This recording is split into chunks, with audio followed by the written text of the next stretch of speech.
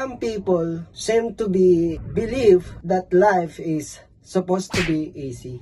We expect a smooth, easy road to success. We expect our lives is hassle-free.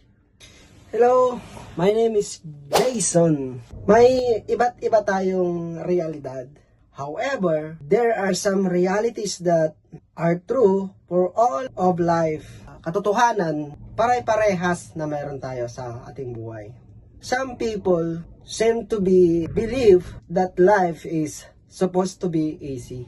Particularly, at ang problema na to, particularly in the Philippines. We expect a smooth, easy road to success. We expect our lives is hassle-free.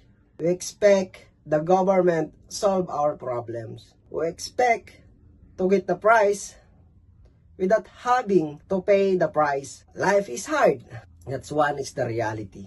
Well, once we accept the fact that life is hard, we begin to grow. We begin to understand that every problem is an opportunity. It is then that we dig down and discover that we're made of. We begin to accept the challenges of life instead of letting hardship defeat us. We welcome them as a test of our character.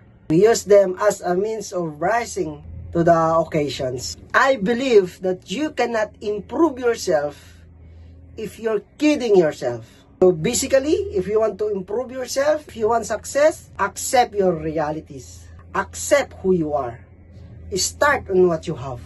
Alright, thank you. Kung gusto nyo pa ng mga ganitong video, pa-follow, pa-subscribe, at pa-like na rin.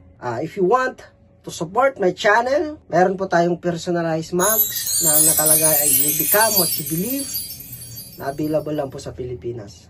Salamat po! Hanggang sa muli, bye-bye!